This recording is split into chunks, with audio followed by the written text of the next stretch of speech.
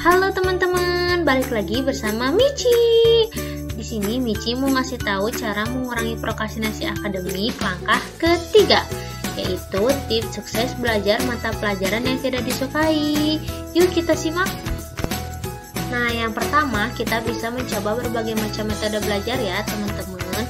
Seperti yang Michi jelaskan sebelumnya, ada metode belajar Pomodoro dan metode belajar mind mapping. Selain itu, kita bisa juga menggunakan cara yang lain ya. Dengan berbagai macam variasi metode belajar, kita bisa memilih mana yang paling cocok ya teman-teman. Misalnya hari ini kita menggunakan metode belajar Pomodoro, kemudian besoknya kita menggunakan metode belajar mind mapping, atau menggunakan metode belajar yang lain seperti flashcard, kemudian belajar menggunakan video, atau mungkin mencatat ya teman-teman. Selain itu, kita juga bisa mengubah lokasi belajar teman-teman, karena lokasi belajar juga berpengaruh loh biar kita tidak bosan. Langkah kedua, cari celahnya ya teman-teman. Bagi pelajaran yang dirasa sulit, kita perlu mencari celahnya. Carilah pola belajar atau mengerjakan soal dengan cara yang mudah kita pahami ya. Setelah menemukan celahnya, pasti kedepannya akan terasa lebih ringan. Nah, ingat deh, ketika kita dulu belajar mengendarai sepeda, di tahap awal kita pasti merasa kesulitan kan teman-teman. Kita harus menjaga keseimbangan, lihai mengukur sudut kiri dan kanan, dan sebagainya. Namun ketika kita sudah tahu celahnya, semua jadi lebih mudah bukan? Nah, sama halnya dengan mata pelajaran. Nah, yang selanjutnya, nikmati setiap prosesnya ya teman-teman. Kita harus tetap mempelajari dan memahami mata pelajaran yang tidak disukai, jelas kurang menyenangkan ya. Kita berada dalam situasi tidak nyaman, tetapi situasi seperti itu jugalah yang akan membawa kita menjadi sosok yang lebih baik. So, jangan terlalu fokus ke hasil akhirnya ya, akan seperti apa.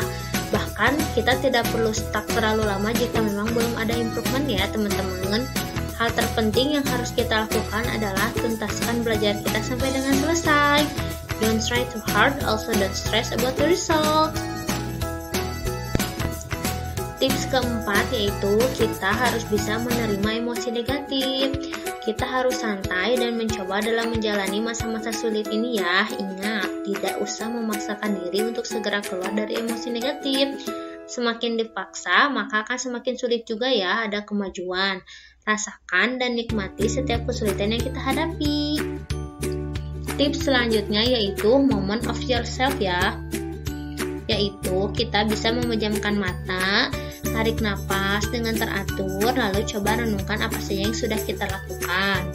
Kemudian ingatlah kata-kata motivasi yang membangkitkan semangat kita ya teman-teman. Dan lakukan tahap ini ketika kita sedang stuck ya teman-teman. Kita akan merasa tenang loh setelahnya. Agar proses berjalan lancar, kita juga harus memulai belajar dengan mindset positif ya teman-teman. Jika dari awal kita sudah terbentuk mindset negatif, maka kita akan semakin malas loh dalam menyukai pelajaran yang sulit. Tips keenam, kita bisa mencoba mendengarkan musik ya teman-teman. Di sela-sela break, putarlah musik yang membangun mood untuk belajar. Kemudian bangkit dari duduk kita dan berjalanlah keliling ruangan. Keluar sejenak dan hiruplah udara segar. Cara ini akan merilekskan pikiran kita dan mengurangi emosi yang mengganggu. Tips selanjutnya yaitu kita bisa mengelus binatang ya teman-teman. Karena mempelajari materi yang tidak disukai bisa memicu stres. Jika kita stres, maka otak pun tidak bisa berfungsi dengan maksimal. Lalu apa sih hubungannya dengan mengelus binatang? Coba deh belajar sambil mengelus binatang peliharaan kita.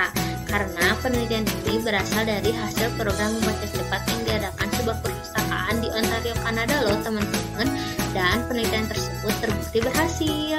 Nah, tapi jika kita tidak punya binatang peliharaan atau binatang peliharaan kita tidak memungkinkan untuk disentuh, kita juga bisa menggunakan boneka binatang kok sebagai penggantinya. Nah, teman-teman patut coba ya. Apalagi bagi teman-teman yang kurang suka pelajaran hafalan. Tips terakhir yang bisa kita coba ialah belajar bersama tutor private ya teman-teman. Jika kita tidak menyukai suatu pelajaran karena konsepnya, mungkin yang kita butuhkan adalah seorang tutor seperti guru private ya. Umumnya guru private selalu punya cara berbeda loh dari yang diajarkan di sekolah dan lebih mudah kita pahami. Selain itu, guru private juga hanya akan terfokus kepada kita doang ya teman-teman, yaitu untuk membimbing kita dari kebingungan sampai kita mengerti dengan pelajaran tersebut. Nah, itu dia teman-teman, tips sukses belajar mata pelajaran yang tidak disukai. Teman-teman bisa mencobanya ya nanti. Tapi jangan lupa untuk istirahat juga ya teman-teman. See you di video Michi yang selanjutnya.